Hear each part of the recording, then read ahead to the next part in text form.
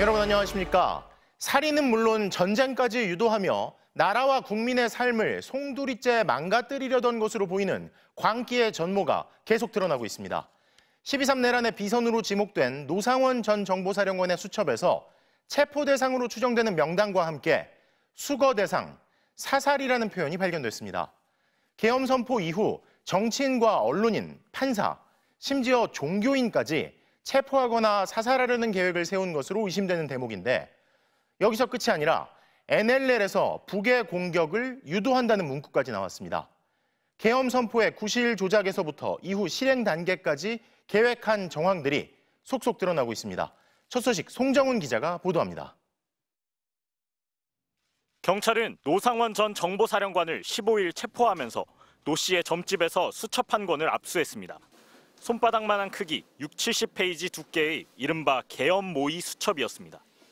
경찰에 따르면 수첩 자필 메모에는 국회 봉쇄라는 표현이 적시됐으며 정치인, 언론인, 노동조합, 판사, 공무원 등의 이름과 함께 이들을 수거 대상이라고 표시했습니다. 여기에 수용 및 처리 방법까지 적혀 있어 경찰은 이를 사실상의 체포 명단으로 보고 있습니다. 심지어 사살이라는 표현도 담겼습니다.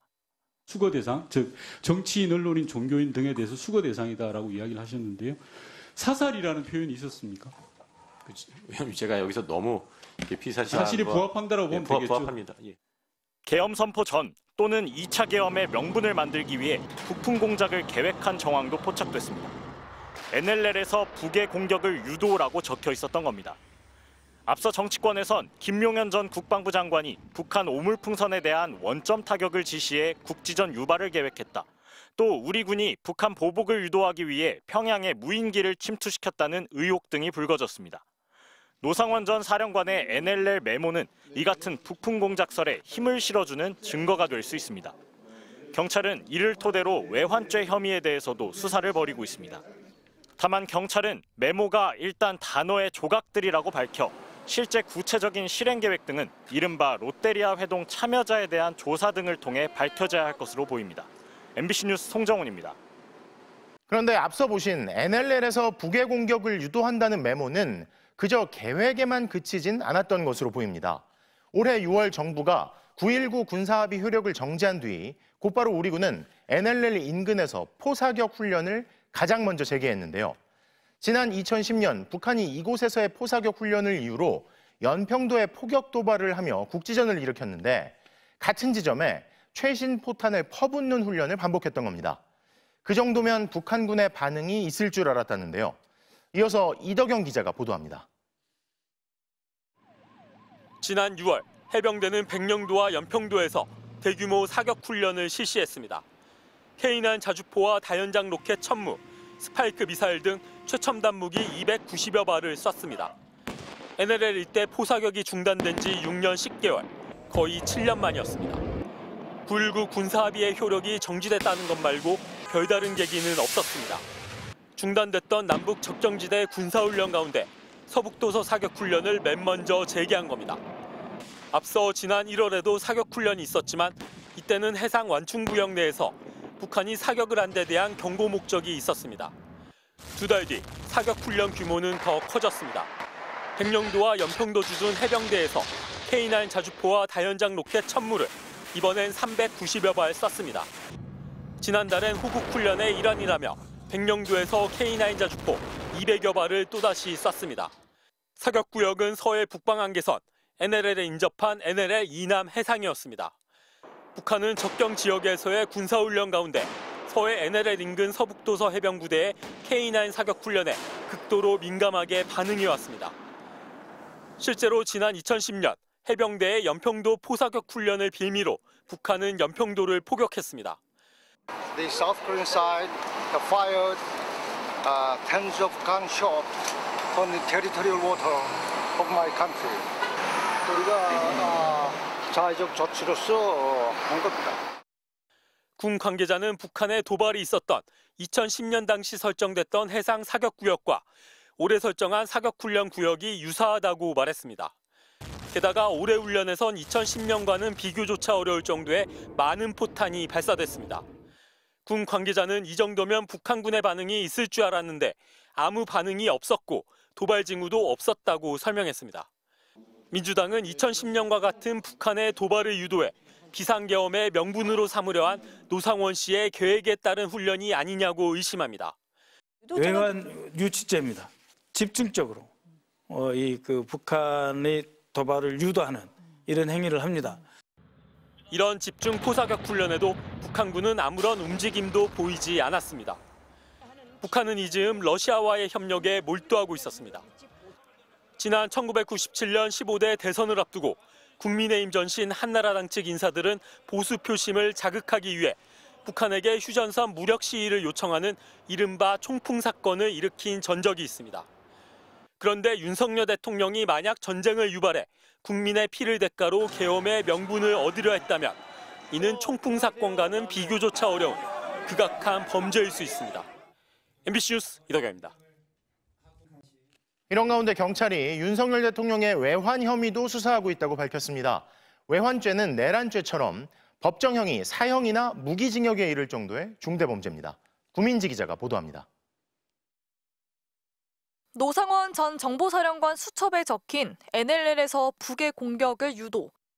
실제로 공격을 유도했다면 전쟁으로 이어졌을 수 있습니다. 외환죄는 내란죄처럼 법정형이 높은 중대범죄입니다. 적국과 합세해 우리나라와 맞서면 사형에 처합니다. 외국과 공모해 우리나라에 대해 전쟁을 일으키거나 우리나라 군용시설을 적국을 위해 파괴하거나 적국에 제공하면 사형이나 무기징역에 처합니다. 이런 행위를 준비만 하거나 미수에 그쳐도 처벌합니다.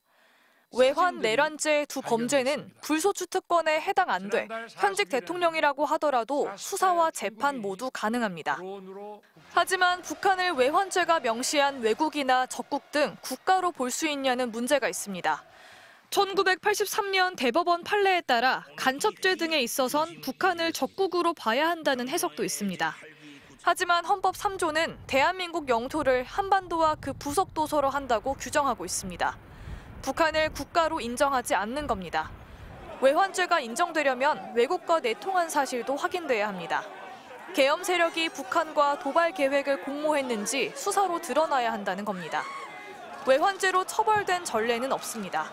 다만 1997년 북측과 접촉한 이른바 총풍 3인방은 국가보안법 위반 혐의로 유죄가 확정됐습니다. 대법원은 이들이 북한의 무력 시위를 요청한 사실이 인정되고 반국가 단체 구성원과 접촉한 행위가 국가의 존립을 위태롭게 할 수 있다는 인식을 갖고 있었다고 판단했습니다. MBC 뉴스 구민지입니다. 자, 그런데 민간인 노상원 씨와 내란 세력이 꾸민 음모는 이 정도에 그치지 않습니다. 이들은 수사 2단이라는 불법 비선 조직을 만들어 부정선거 의혹까지 건드리려 했던 것으로 드러났는데요. 김용현 전 국방장관은 사전에 이들의 명단을 보고받고 계엄 선포 직후에는 서둘러 인사발령까지 지시한 것으로 확인됐습니다. 이미 서울 시내 한복판에 비밀 신문실까지 마련해 놓은 사실도 드러났는데 대체 어디까지 가려 했던 걸까요? 조희영 기자가 취재했습니다. 계엄 이틀 전 열린 1차 롯데리아 회동. 노상원 전 정보사령관과 문상호 정보사령관, 정보사 김모 정모대령 4명이 모였습니다. 노상원 씨는 계엄 당일인 이틀 뒤에는 93회 제2기갑여단장과 김용군 전 국방부 수사본부장 등을 불러 2차 롯데리아 회동을 가졌습니다. 경찰 수사 결과 이 두 차례 롯데리아 회동은 계엄 시 방첩사가 맡게 되는 합동수사본부와는 별도의 수사기구인 수사 2단을 만들기 위한 모임이었던 것으로 드러났습니다. 노상원 씨의 지시를 받는 불법 비선 조직입니다. 계획은 구체적이었습니다. 93회 제2기갑여단장이 단장, 방정환 전작권 전환 TF장이 부단장을 맡고 1대장은 김모 국방부 조사본부 차장, 2대장과 3대장은 각각 정보사의 대령이 맡을 예정이었습니다. 전체 부대원은 모두 60여 명. 이들의 명단은 김용현 당시 국방장관에게까지 보고됐고 계엄 선포 직후 곧바로 인사명령까지 내려졌습니다. 경찰 수사팀 관계자는 김용현 국방장관이 포고령 발표 직후 봉투에서 부대원 명단을 꺼내 전달했고 이에 따라 인사발령 문건도 작성됐다며 국방부에서 관련 문건을 확보했다고 설명했습니다. 이들은 계엄 당일 노태악 선거관리위원장을 비롯한 선관위 직원 체포 임무를 받고 판교 정보사 사무실에 대기 중이었습니다. 서울 시내 한복판에 비밀 신문실도 마련해 놓고 있었습니다. 이런 점을 볼 때 수사 2단의 임무는 윤석열 대통령이 계엄의 핵심 이유로 내건 부정선거 의혹 수사였던 것으로 보입니다. 정보사는 아마 선관위와 그 외에 자신들이 상정했던 추가 작전으로 잡혀온 사람들을 수사하는 것, 그것이 이 정보사 수사 2단의 역할이었다. 신군부의 12.12 군사반란 때는 전두환 본인이 사령관인 보안사령부가 중심이었다면 이번 12.3 내란에서는 윤석열 대통령과 김용현 국방장관, 노상원 씨로 이어진 정보사의 수사 2단이 핵심 역할을 맡았던 것으로 보입니다. MBC 뉴스 조희영입니다. 이에 앞서 비상계엄 당일 아침 김용현 전 국방장관이 한남동 장관 공간에서 누군가를 만났다는 사실이 알려진 바 있죠. 그 사람이 바로 12.3 내란의 핵심 인물로 떠오른 전 정보사령관 노상원 씨였습니다. 비상계엄 직후는 물론 직전에도 두 사람이 긴밀히 소통한 겁니다. 이혜리 기자입니다. 12.3 내란 사태를 배후에서 기획했다고 지목된 노상원 전 정보사령관. 그런데 노 전 사령관이 지난 3일 이른 아침 김용현 전 국방장관의 한남동 공관을 비밀리에 방문했던 것으로 확인됐습니다. 윤석열 대통령의 비상계엄 선포 당일 오전입니다. 또 노 전 사령관이 비상계엄을 모의했던 1차와 2차 롯데리아 회동 사이기도 합니다. 김 전 장관에게 1차 회동 결과를 보고하고 계엄 선포 이후와 관련한 추가 지시를 받은 것 아니냐는 의혹이 제기됩니다. 당시 노 전 사령관을 모처에서 만나 공관으로 데리고 간 사람은 역시 민간인인 양모 씨입니다. 최근 양 씨를 참고인 신분으로 조사한 고위공직자범죄수사처는 김 전 장관과 노 전 사령관이 3일 오전 공관에서 회동했다는 진술을 확보했습니다. 김 전 장관과 군에서 만난 뒤 40여 년 동안 인연을 이어온 양 씨는 최근까지 공관의 집사 역할을 해온 것으로 알려졌습니다. 민주당에서도 김용현, 노상원, 두 사람이 어떤 관계인지 의문을 풀 핵심 인물이 양 씨라고 보고 있습니다. 12월 3일 새벽 김용현을 관저에서 만난 사람이 있습니다. 이를 알고 있는 사람은 양땡열 씨라는 민간인입니다. 김 전 장관은 계엄령 해제 직후인 4일 새벽에도 노 전 사령관과 통화한 것으로 알려졌습니다. 노 전 사령관이 계엄 전후 김 전 장관과 긴밀히 소통한 정황이 속속 드러나고 있는 겁니다. 비선 실세로 지목된 노 전 사령관이 계엄을 건의한 김용현 전 장관과 내란 우두머리 혐의를 받고 있는 윤 대통령의 구체적 혐의를 입증할 핵심 인물로 급부상하고 있습니다. MBC 뉴스 1입니다.